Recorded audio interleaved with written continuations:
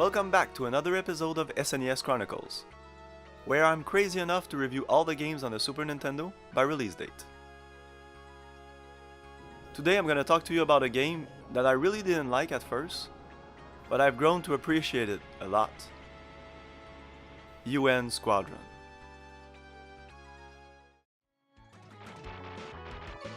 A side-scrolling shooter, but this one is quite different from Gradius, R-Type and the likes. Might not look like it, but you have to dig deeper than just the looks. And for those who don't know, this is an arcade port, an incredible arcade port.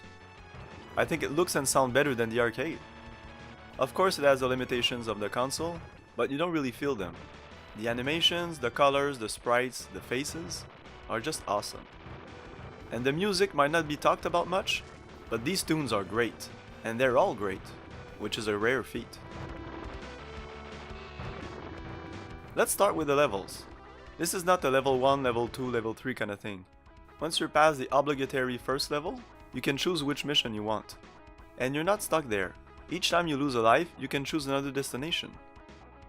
Enemies will advance to your base, and once they're close, then you'll be forced to finish that level. And these are your traditional side-scrolling levels.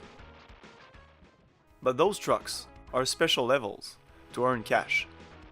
You just attack the convoy. Different and fun at first, but too easy, which makes it boring quite quickly.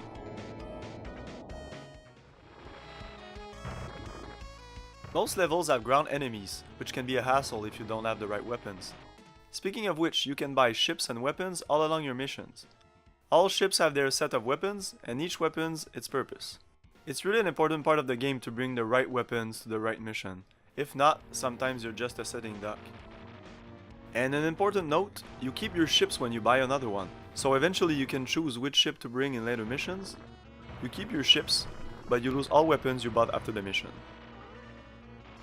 And your main weapon will upgrade as you do missions. Let's not forget you have a choice of 3 pilots, each with their own strength and weakness.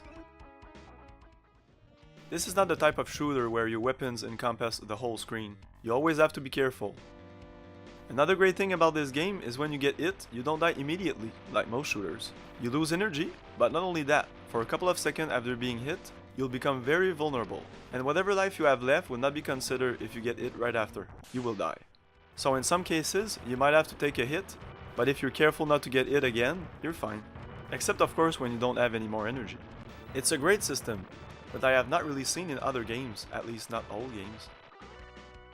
On top of that, you've got 3 lives and 3 continues, and you'll get extra lives with points. So you might think this game is extremely lenient and easy. Energy, lives, continues, you can choose the level, you can choose your pilots.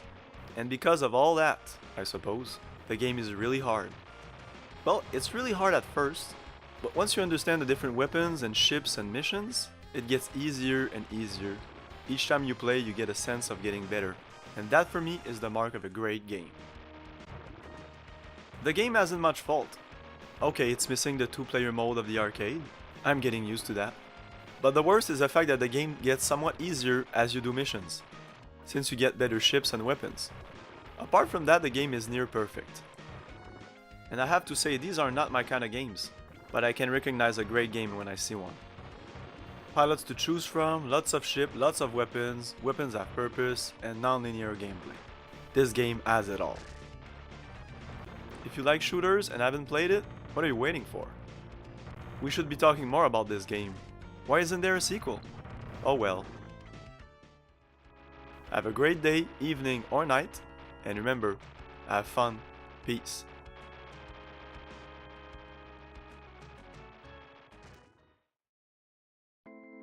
If you appreciate, please like and subscribe. There's also a Facebook page, and every episode is available in French.